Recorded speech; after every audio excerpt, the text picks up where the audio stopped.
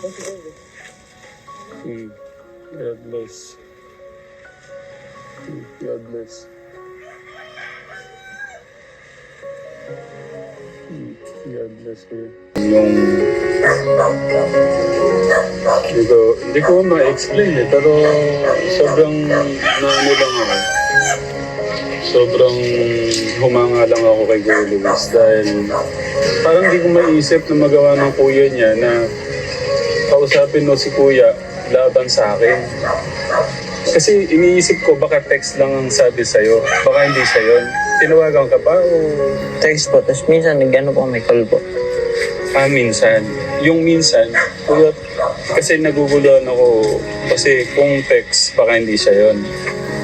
Kaya pinili kong linawin talaga kung si Kuya Dave mo mismo ang nagsasalita na gusto kong isama laban sa... Yung about po dun is text, tinext po niya sa akin, parang chat po namin dalawa.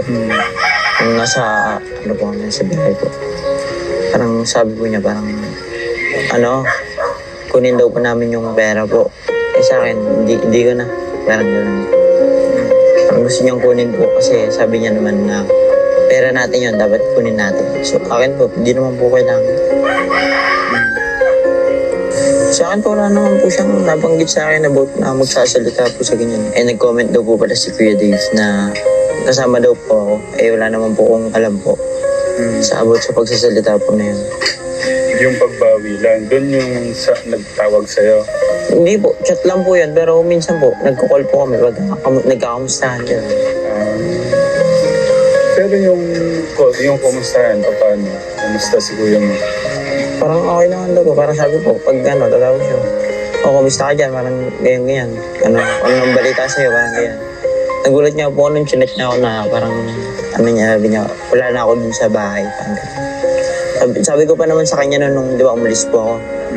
Sabi niya sa akin na parang paalis siya na tanong. Sabi ko, pag uwi ko umalis, parang sabi ko, isa para sa'yo naman yan eh. Ako parang mapapabuti ka naman dyan. Parang huwag ka umalis dyan.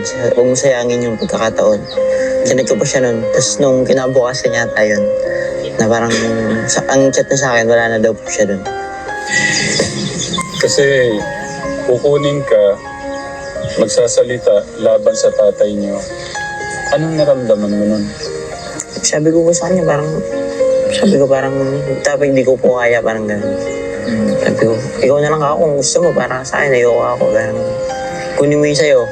Kaysa pagpunta pa ako doon, nakakuha naman ako ng allowance. Okay na ako doon, parang nakakaya po, parang gano'n.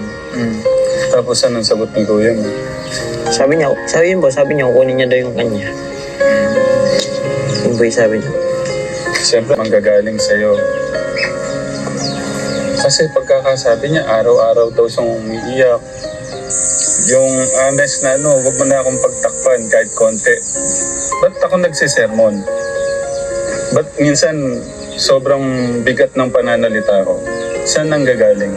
I-explain mo na lang sa amin, kuya. Alam ko mas... ayaw ko kasi manggaling mo sa akin, kay kuya na lang. Ba't saan nanggagaling yung sobrang bigat minsan kung magsalita man ako? Siguro po sa paulit-ulit po nangyayari po na, kunyari, nagkamali ngayon, parang hindi pa rin nababago kahit kahit disiplinahin ka, parang hindi nababago, parang paulit-ulit, parang gano'n po.